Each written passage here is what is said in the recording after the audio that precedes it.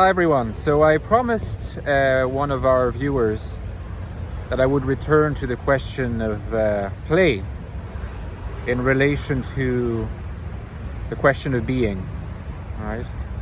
What's the connection between play, creativity, and being?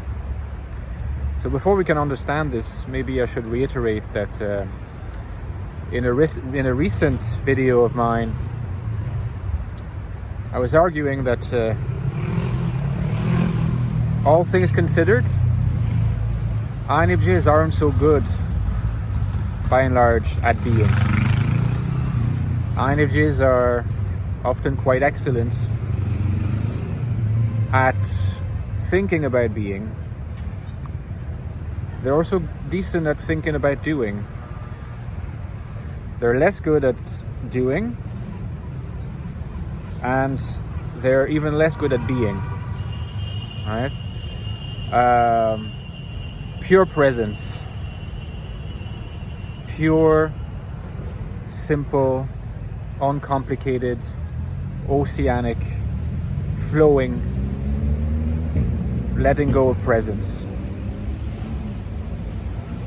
Another way of thinking about this is that thinking is a kind of doing.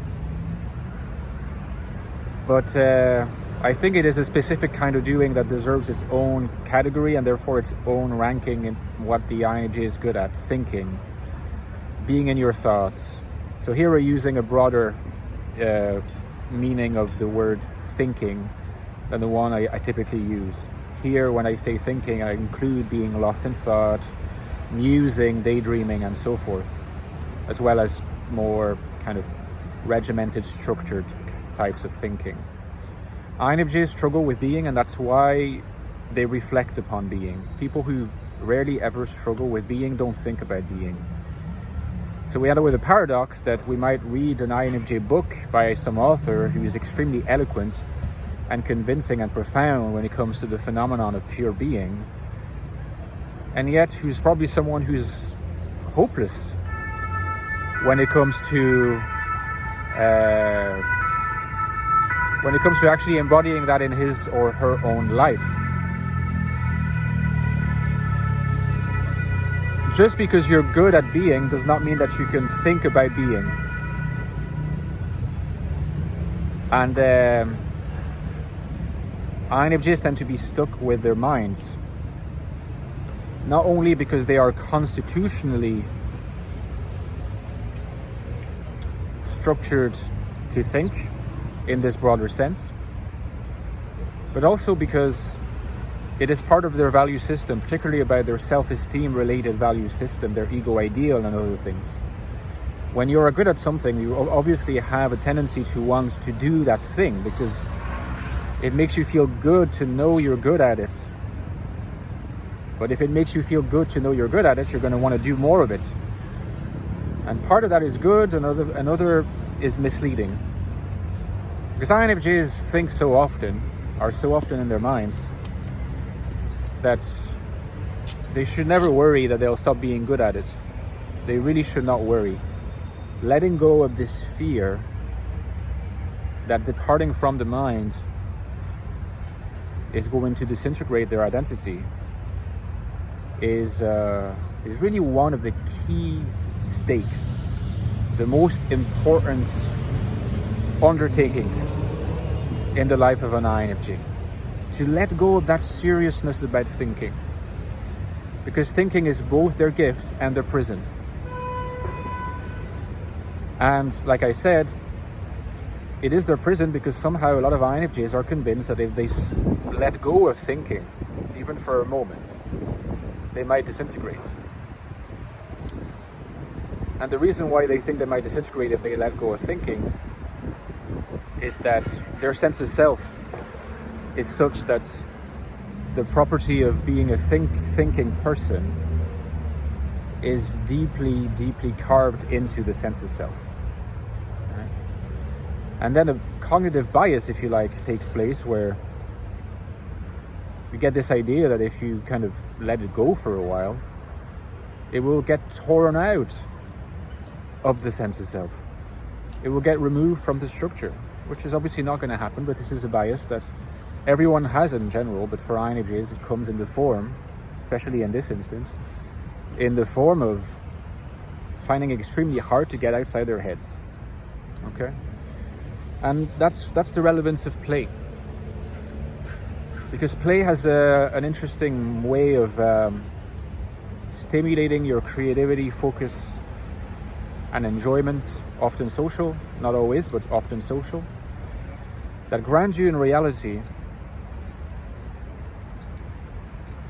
in a way that is not too serious. It sort of neutralizes the seriousness, at least for a while. And in neutralizing the seriousness, it neutralizes thought. Or rather, it neutralizes the spell that thought has on the INFJ. INFJs are under the spell of thinking. Okay?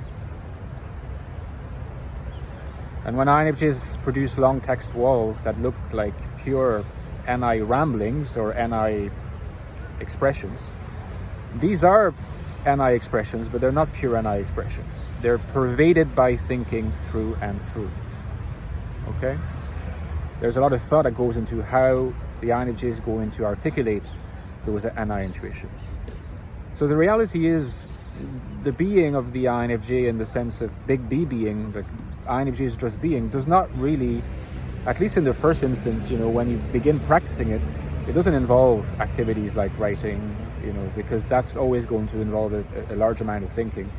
It's probably possible to write and still be, but I'd say it's an extremely difficult thing to achieve as a habit.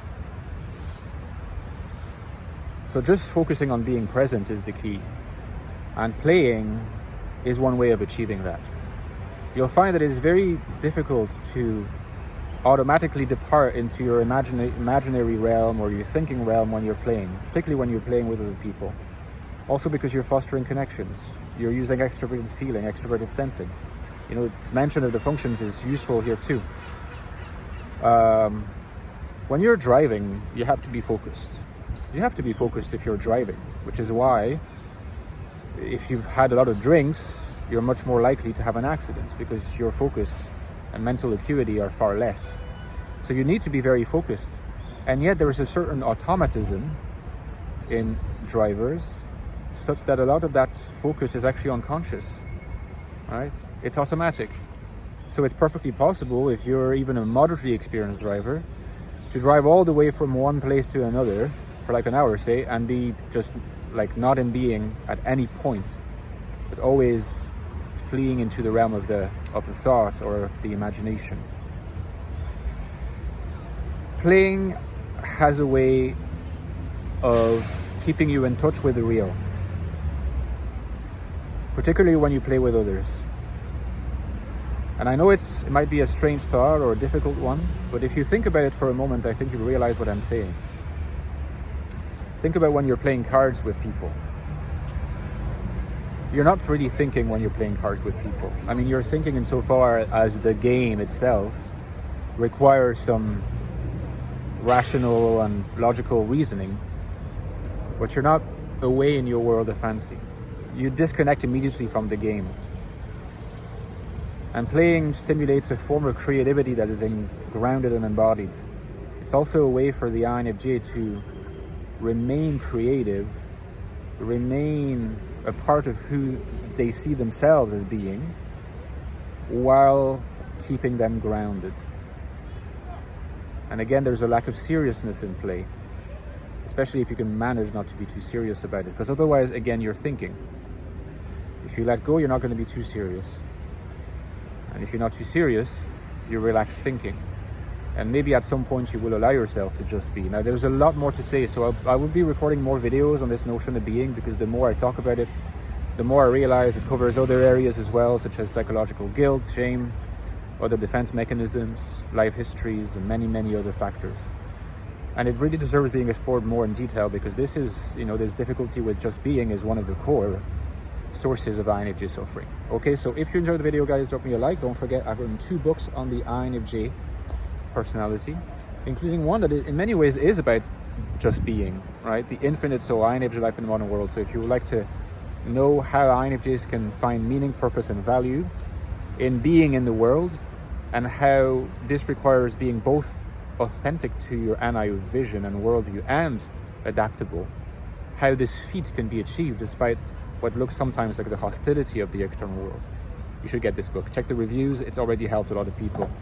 There's also the Ecstatic Soul, which is the prequel, and this is the deepest investigation of the INFJ mind, what it's like to be an INFJ, what's it like to think like an INFJ, that you will find anywhere. It's the deepest investigation, so you have to be ready for the ride, but if you want to go deep, you should absolutely get this book, which has also helped a lot of people. Finally, guys, I cannot do it without you in terms of the videos, especially your Patreon donations. Please consider joining my Patreon. The link is below. You know that you'll get some cool perks now, such as access to a Discord server if you would like to interact with me personally, get some informal typings or discuss anything relating to my books or anything else. A lot of cool members, you know, the community is growing. It's a really exciting space. It's a beautiful space. So there's also bonus videos every 2 weeks where I go into great depth about a particular topic, and I let the Patreon supporters choose the topic. And there's other perks too. And again, like I said, it massively goes towards helping me keep afloat and keep the channel going so that I can continue producing quality content every day for you guys. The link is below if you would like to consider it to support me. Hopefully see you there, and I'll talk to you soon.